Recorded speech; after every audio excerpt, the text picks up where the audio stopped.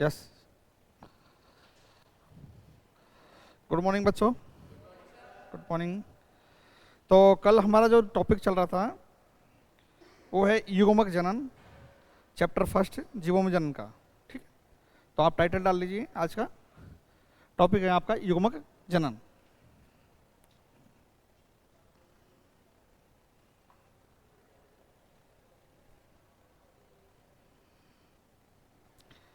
तो यहाँ पे हम सबसे पहले हमने कल भी इसको काफ़ी सारा पढ़ लिया था, इसका लास्ट का जो बचा हुआ वो बात करेंगे। तो यहाँ हमारा जो टॉपिक है इसमें यहाँ पे है एक लिंगी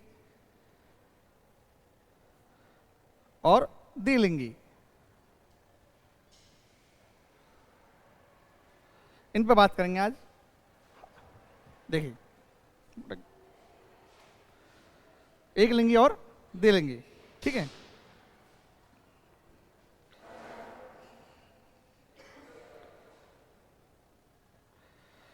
एक लिंगी भी दोनों प्रकार के जीवों में पाया जाता है, नर और मादा।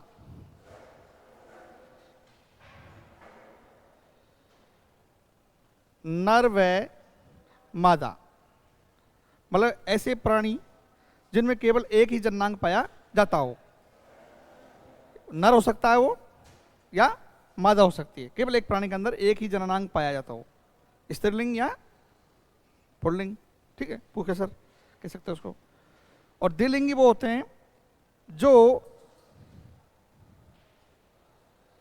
एक ही प्राणी के अंदर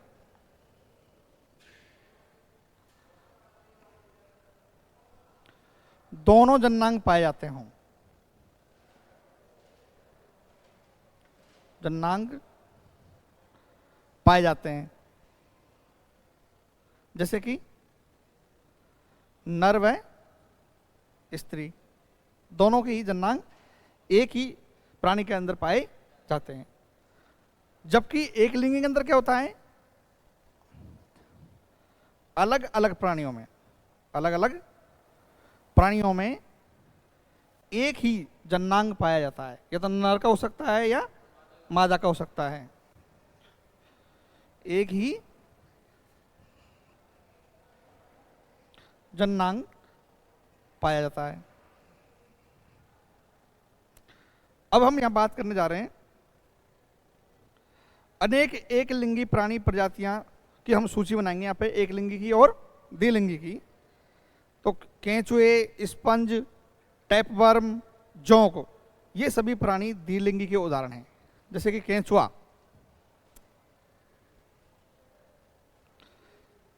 केंचुए एग्जाम्पल लेंगे यहाँ पे हम। केंचुए, जोंक, टैपवर्म, केंचुए, जोंक और टैपवर्म, और क्या है बेटा, स्पंज।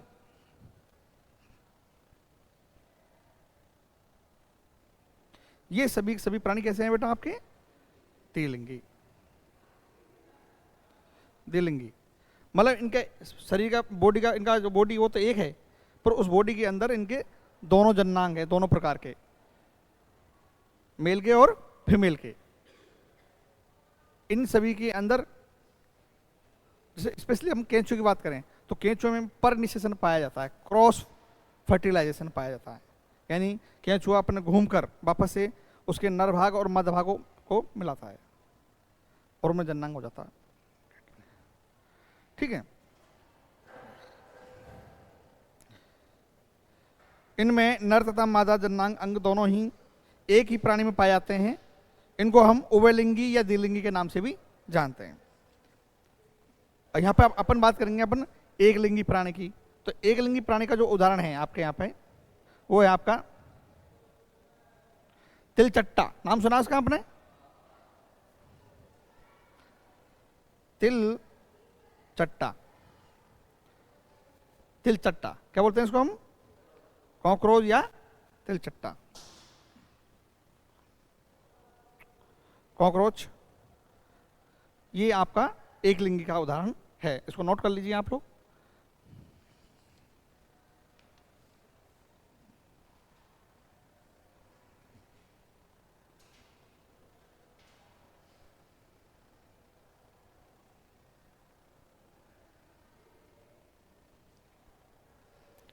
अब यहाँ पे मैं कुछ उदाहरण आपको इसमें पादपों के भी दे देता हूँ, एक लिंगी के और द्विलिंगी के। तो यहाँ देखिए अगर हम अब उसकी बात करें उभयलिंगी की, तो यहाँ पर कारा, कारा एक जलीय वनस्पति है, तो वो द्विलिंगी है आपका। प्लांट के अंदर बात करते हैं अपन, इसको ऊपर सरकाने के लिए क्या करना पड़ेगा?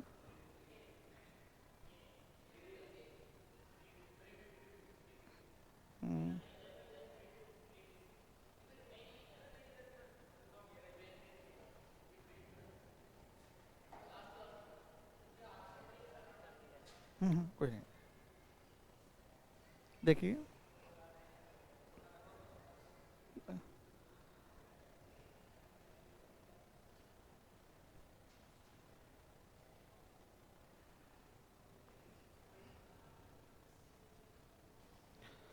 इन प्लांट में देखते हैं इसको, इन प्लांट में एग्जांपल,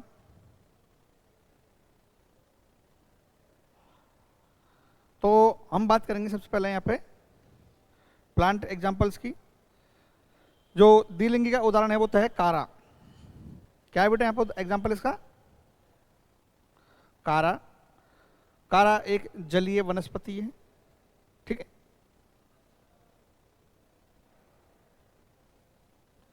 द्विलिंगी का उदाहरण है। इसी प्रकार से हम बात करते हैं एक लिंगी की, मार्केंसिया।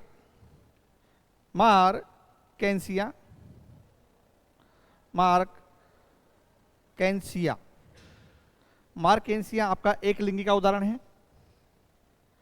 और शकरकंद नाम सुना है? ये भी द्विलिंगी है, शकरकंद, ये भी आपकी क्या है? द्विलिंगी। तो इस तरह से आपके एक लिंगी और द्विलिंगी के बारे में यहाँ पे मैक्सिमम इंफॉर्मेशन है। नोट कर लीजिए इसको बेटा।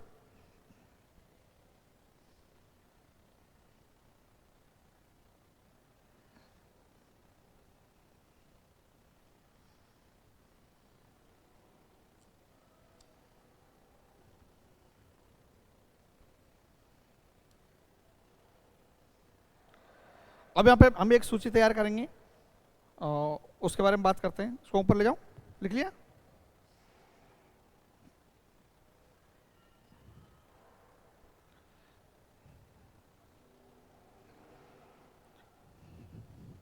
देखिए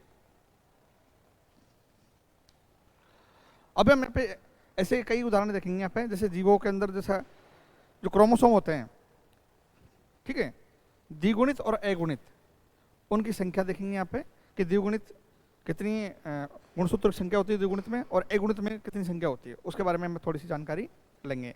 तो सबसे पहले हम यहाँ बनाएंगे जीवों का नाम। जीवों का नाम एक टेबल अपन ने ये बना ली। एक तरफ लेंगे हम यहाँ पे द्विगुणित, द्विगुणित उसको बोलते हैं डिप्लॉइड। इसको हम 2n से व्यक्त करते हैं। किससे व्यक्त करते हैं? 2n से।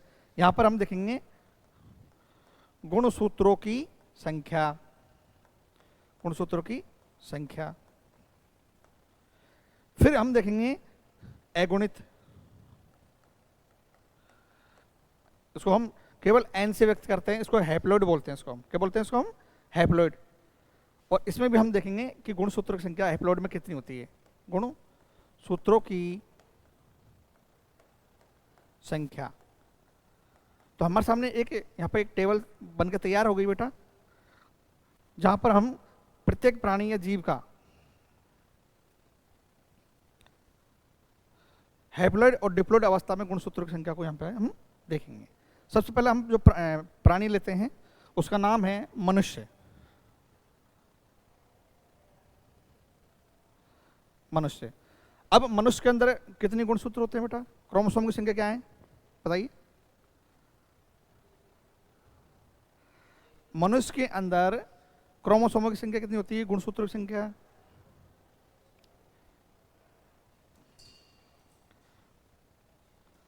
46 कितनी होती है बेटा? और इसकी अगुणित अवस्था क्या होगी इसकी गुणसूत्र की संख्या की? इसका आधा। कितना होगा आधा? 20। 3। कोई डाउट किसी को? तो इसकी हैप्लोइड अवस्था में कितने गुणसूत्र होते हैं? 23। डिप्लॉइड अवस्था में कितने गुणसूत्र होते हैं? 46, 46। इसी प्रकार से हम घरेलू मक्खी का एग्जाम्पल लेते हैं नंबर 2 पे। घरेलू मक्खी, घरेलू मक्खी का क्रोमोसोम कितना होता है बेटा? 12। कितना होता है बेटा? 12, 12। इसका आधा करेंगे कितना हो जाएगा? 6। नेक्स्ट है आपका चूहा। चूहा, चूहे के अंदर क्रोमोसोम कितने होते हैं बेटा? 21 का दोगुना कितना होता है? 42, 42। और इसकी हैप्लोइड अवस्था में कितने होंगे इसके? 21।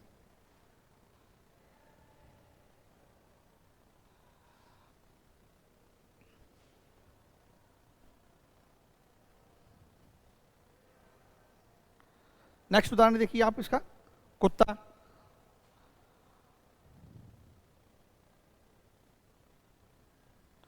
कुत्ता, कुत्ते में कितने होते हैं बेटा? 78। डिप्लॉइड अवस्था में इसके होते हैं 78। 78 का हाफ कितना होगा?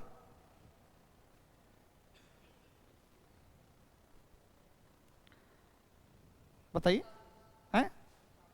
पक्का? दोबारा बताइए सही ढंग से।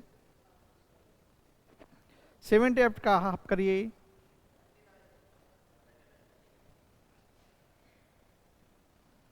39, वेरी गुड।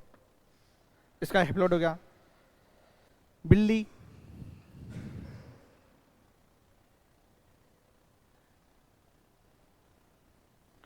बिल्ली इसको हम कैट कहते हैं। इसके अंदर होते हैं 19। 19 का दोगुना कितना होगा? तो डिप्लॉइड में इसके 38 होते हैं और हैप्लोइड में इसके 19 होते हैं। सेव, अब प्लांट की बात करते हैं अपन। किसकी बात करते हैं हम यहाँ पे? हम प्लांट की बात करेंगे यहाँ पे, हम केवल प्लांट ऑफ देखेंगे यहाँ पे। प्लांट्स में हम गुणसूत्रों की संख्या देखते हैं, गुणसूत्रों की संख्या। तो देखिए नंबर 6 पे यहाँ पे आपका सेब, एप्पल जिसको हम कहते हैं। एप्पल के अंदर 34 होते हैं। इसके कितने क्रोमोसोम होते हैं बेटा? 34। 34 का आधा कितना होगा? 17।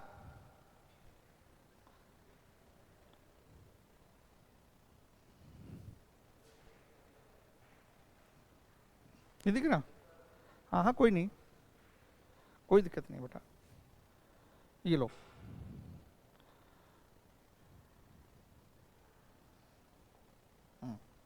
अगर इसका अगर धान, धान का नाम सुना आपने? चावल जिसको हम कहते हैं धान, धान। धान को हम चावल के नाम से भी जानते हैं और इसकी फसल को हम धान कहते हैं। चावल की फसल क्या बोलते हैं हम? धान। चलो बताइए, हमारे राजस्थान में धान कहाँ पे होता है? धान के अंदर 24 होते हैं। कितने होते हैं बेटा? 24। और इसका हाफ होता है 12। और आलू, मक्का, मक्का हम देखते हैं, मक्का, मक्का के अंदर पाए जाते हैं आपके 20। कितने क्रोमोसोम होते हैं बेटा इसके अंदर? 20। इसका हाफ कितना होगा? 10। अगुणित अवस्था में इसके 10 होंगे। और आलू की बात करते हैं हम, पोटैटो, आलू। आलू के अंदर क्रोमोसोम कितने पाए जाते हैं? 24 का दुगना 48।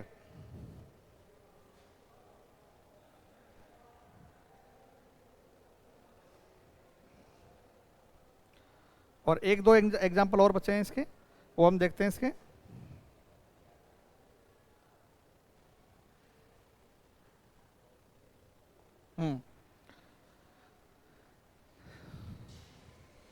तितली,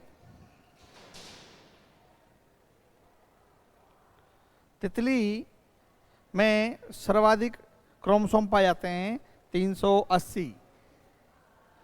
380। अब इसका हैप्लोइड कितना होगा, इसका आधा कितना होगा बेटा, अब है 190, और अंत है प्याज, नंबर 11 पे है प्याज, ऑनियन, सॉरी प्याज। तो प्याज में देखिए 16 होते हैं,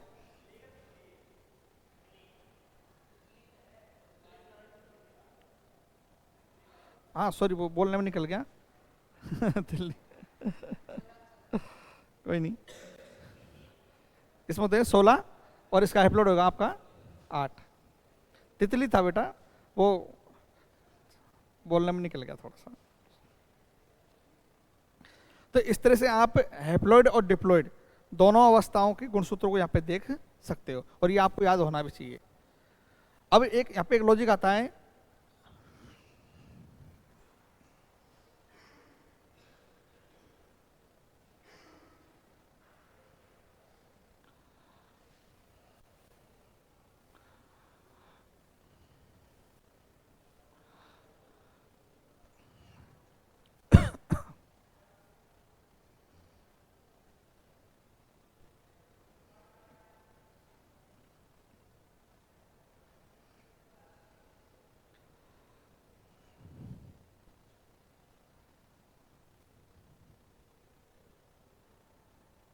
देखिए एक एक लॉजिक वाली बात हम बात कर रहे हैं यहाँ पे कि मनुष्य के नजदीक ऐसा कौन सा प्राणी जिसके क्रोमोसोम पाए जाते हैं,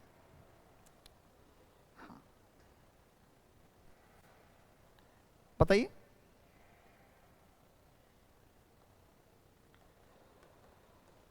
मानव के बंदरों को हमारा पूर्वज क्यों कहा गया? बंदरों को हमारा पूर्वज इसलिए कहा गया है क्योंकि बंदरों के जो क्रोमोसोम है, गुणसूत्र संख्या है, वो हमारे इंसानों से बिल्कुल मिलती जुलती है, मात्र थोड़ा सा ही अंतर है। हमारे अंदर 46 है तो उनके अंदर कितनी है, 45 या 44 लमसम।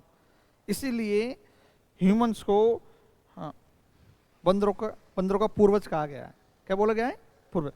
कि हमारी उत्पत्ति, इंसानों की उत्पत्ति वानरों से एवोल्यूशन के द्वारा मनुष्यों में हुई है। तो हमारे पूर्वज किसको माना गया था यहाँ पे? बंदरों को। यही कारण है इसका।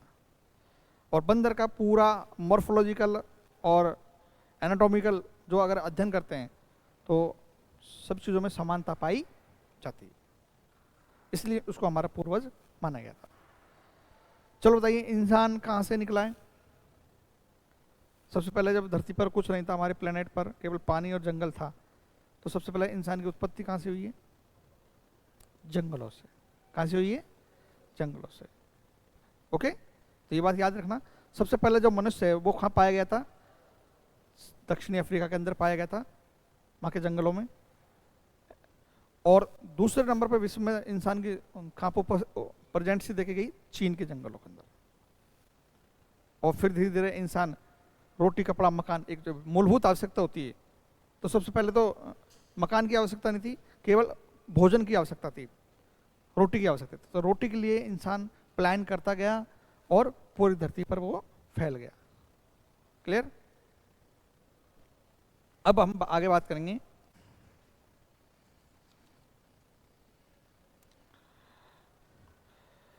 युग्मक संरचना के दौरान कोशिका विभाजन। टॉपिक का नाम क्या है?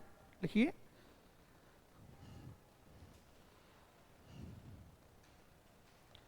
युग्मक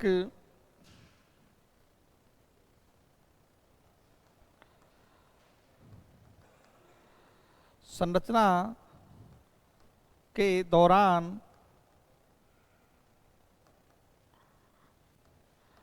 कोशिका विभाजन।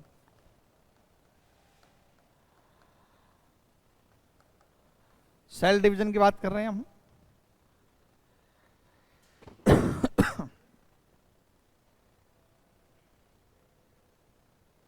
देखिए, इस टॉपिक में आगे बढ़ते हैं हम। विषम युग्म की प्रजातियों में, देखिए बेटा इसको नोट कीजिए, विषम युग्म की प्रजातियों में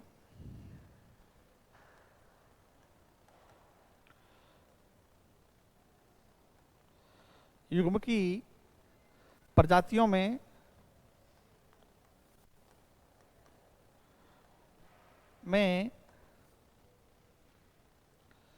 युग्मक दो प्रकार के होते हैं। युग्मक दो प्रकार के होते हैं। कौन कौन से भाई? नर युग्मक और मादा युग्मक। नोट कीजिए, युग्मक दो प्रकार के होते हैं। नर युग्मक और मादा युग्मक। Number 1, number 2। क्लियर? आगे बढ़िए। सभी युग्मक अगुणित अवस्था में होते हैं, हैप्लोइड अवस्था में होते हैं। नोट कीजिए इसको। सभी युग्मक जो गैमेट्स होते हैं वो हैप्लोइड अवस्था में होते हैं, यानी अगुणित। इसको हम एन अवस्था से हम व्यक्त करते हैं इसको, हैप्लोइड अवस्था के अंदर। क्लियर? जैसे कि उदाहरण ले लेते हैं यहाँ पे, हमारे अंदर इंसानों में बात करें हम तो हमारे स्पर्म और अंडा, मेल के अंदर तो स्पर्म होता है, फीमेल में अंडा होता है, तो वो अगुणित अवस्था में पाए जाते हैं। कौन सी अवस्था में पाए जाते हैं? उदाहरण की बात करें यहाँ पे तो हम स्पर्म हो गया और ओवम हो गया। प्लांट में बात करें तो उनके युग्मक होते हैं, जो गैमेट्स होते हैं, वो अगुणित अवस्था में पाए जाते हैं। आगे बढ़िए।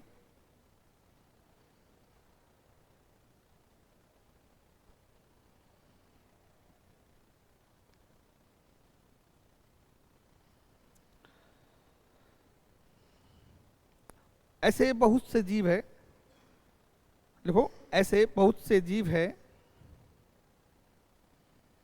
जैसे मोनेरा, जैसे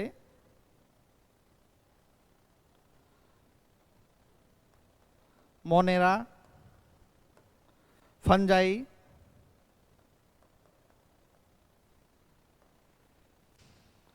मोनेरा, फंजाई, लिखिए बेटा, शैवाल तथा ब्रायोफाइटा।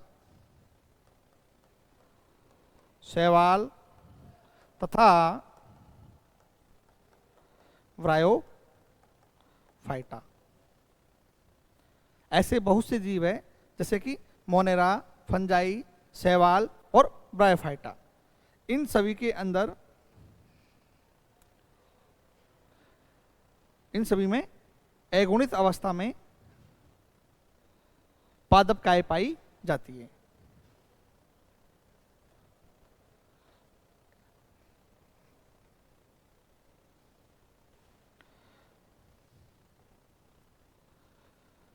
इन सभी में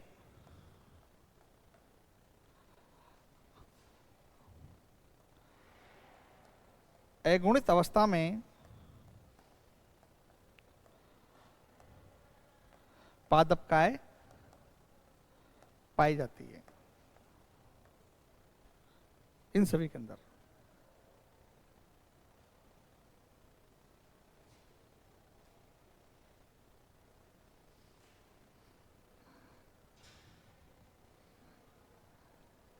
देखिए आगे बढ़िए,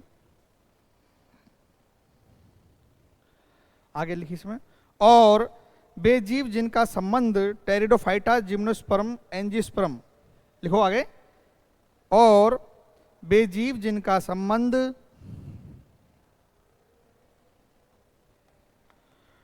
टेरिडोफाइटा,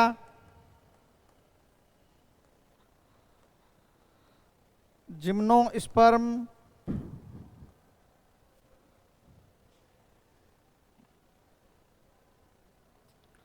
एंजियोस्पर्म,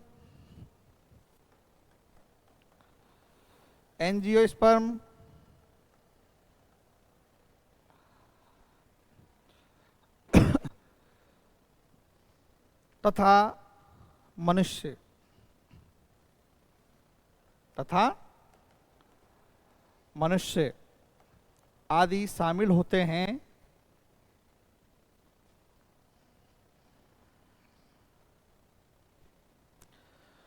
उनमें जनकीय काय द्विगुणित अवस्था में होते हैं। उनमें जनकीय काय द्विगुणित अवस्था में होते हैं, द्विगुणित डिप्लॉयड अवस्था में होते हैं, अवस्था में होते हैं। किस अवस्था में होंगे बेटा? ये डिप्लॉयड के अंदर। यहां पे बिल्कुल मैंने स्पष्टीकरण कर दिया है दोनों चीजों को लेकर, हैप्लॉयड और डिप्लॉयड को लेकर। यहां पे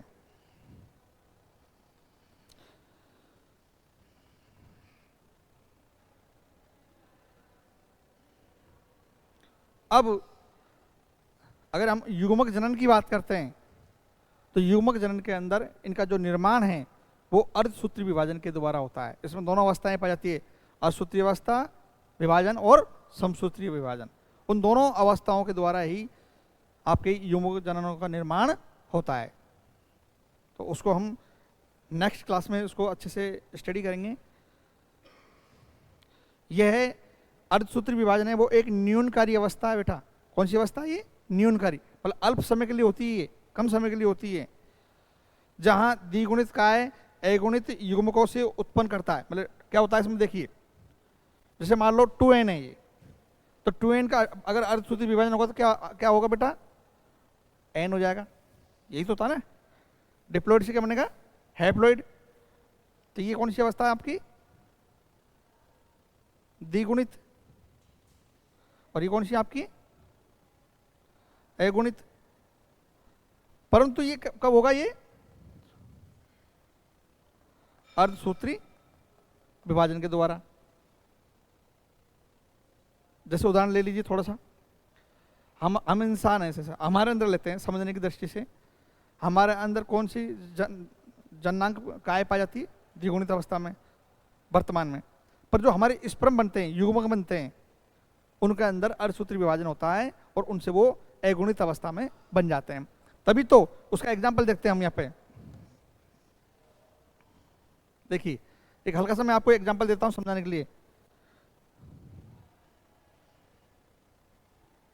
देखिए मेल में क्या होता है? स्पर्म होता है।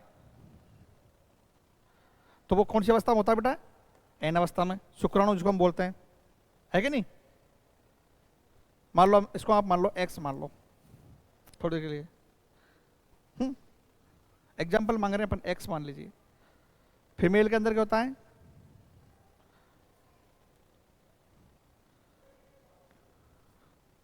ओवम होता है, अंडा। ये भी आपका हैप्लॉयड अवस्था में होता है। इसको हम बाई मान लेते हैं। जब दोनों के अंदर निषेचन होता है एक्स वाई, तो ये जो आपका जाइगोट बना है वो किस अवस्था में बनेगा बेटा? आपका 2n अवस्था में, द्विगुणित अवस्था में। n मिलकर 2n का निर्माण करते हैं। तो ये कब होता है? जब हम फर्टिलाइज कराते हैं तब होता है। हाँ, तो फिर जो जीव बनेगा वो द्विगुणित अवस्था में बनेगा। तो हम कौन सी अवस्था में अभी? द्विगुणित अवस्था के अंदर। क्लियर? तो ये इसका उदाहरण हो गया अर्धसूत्री विभाजन को समझने के लिए। कल का टॉपिक लिख लीजिए, युग्मक स्थानांतरण, गैमेट ट्रांसफर।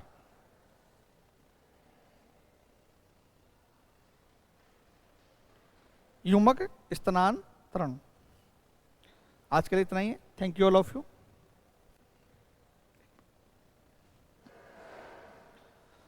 बैठो बैठो, आप जाइए।